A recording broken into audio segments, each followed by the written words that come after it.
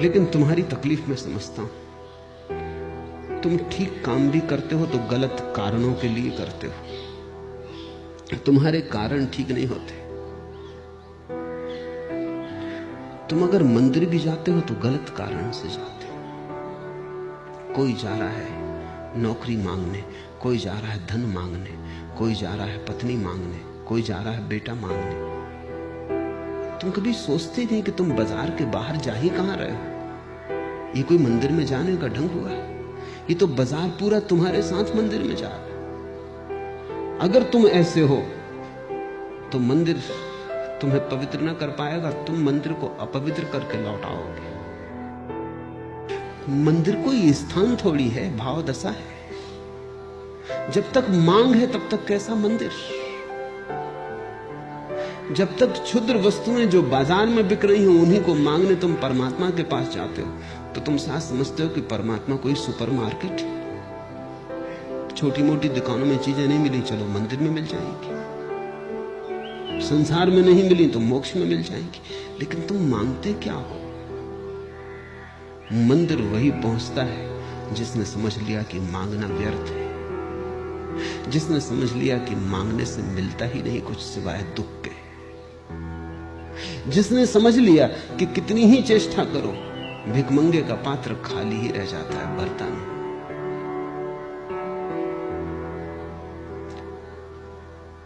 मंदिर वही पहुंचता है जो धन्यवाद देने जाता है, मांगने नहीं। जिस दिन तुम्हारे भीतर से अहिर्निश धन्यवाद उठने लगे, फूल खिले और तुम्हारे भीतर से धन्यवाद उठे, आकाश से बादल बरसे और तुम्हारे भीतर धन्यवाद उठे, एक बच्चा किलकारी मारे और तुम्हारे भीतर धन्यवाद उठे, तुम श्वास लो और तुम्हारा होना ही इतना शांति का हो कि धन्यवाद उठे। अहिर्निश उठता हुआ धन्यवाद ही भज गोविंदम है। भजने की थोड़ी जरूरत है, भज के थोड़ी कोई भज पाया है। अहिर्निश भाव की बात है। जितना दिया है परमात्मा ने वो तुम्हारी पात्रता से ज्यादा है। जिस दिन तुम ऐसा समझोगे उस दिन मांगने जाओगे कि धन्यवाद देने जाओगे? जो तुम्हें मिला है उसमें तुमने क्या अर्जित किया है?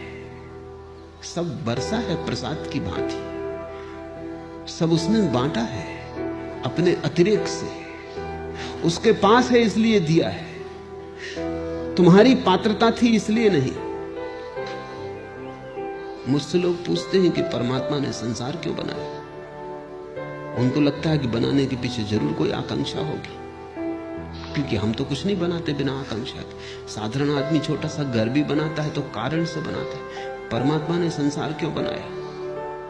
और ऐसा छोटे छोटे लोगों की बात हो ऐसा ही नहीं। जर्मनी का एक बहुत बड़ा संगीत वेजनर, किसी ने उससे पूछा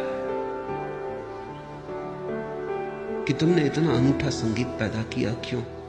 उसने कहा मैं दुखी था, मैंने मन बहलाने को, अपने को उलझाने को, अपने को व्यस्त रखने को ये सारे संगीत पैदा किया है। और वेजनर ने कहा कि मैं तुमसे कहता हूं परमात्मा भी दुखी रहा होगा इसलिए उसने संसार पैदा किया,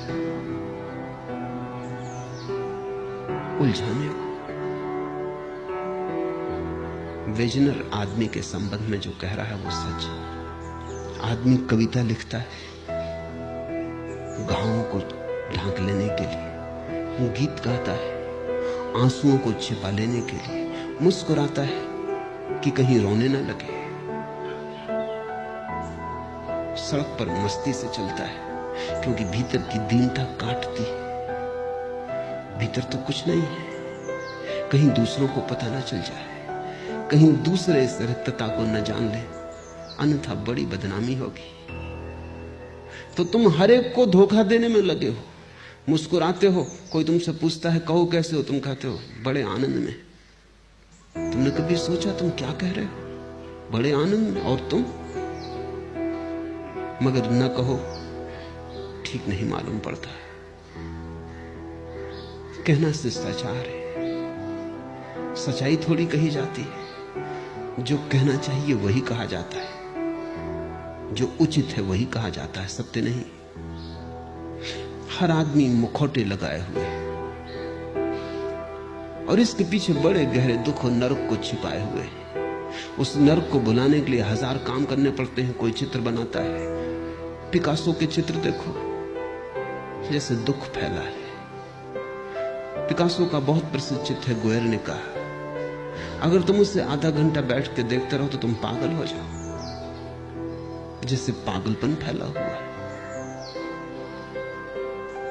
जो भीतर है वही तो बाहर फैल जाता है।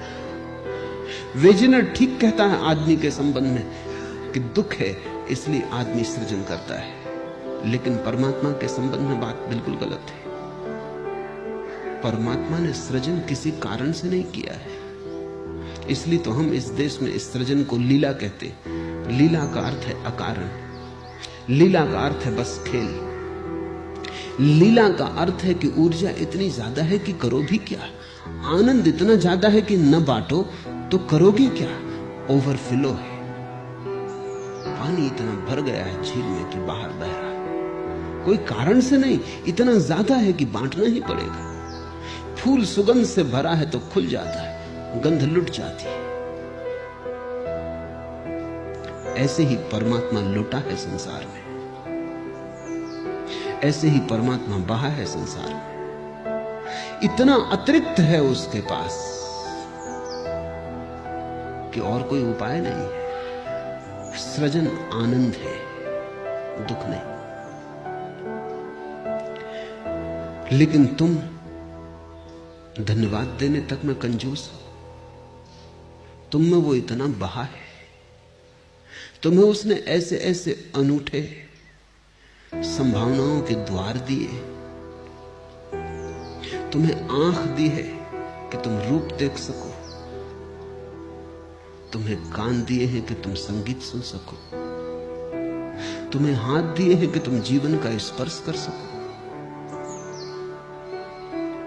तुम्हें बुद्धि दी है कि तुम समझ सको, तुम्हें हृदय दिया है कि तुम हर्षोन्मत्त हो सको, तुम्हें जीवन दिया है ताकि तुम्हारा जीवन एक महोत्सव बन सके।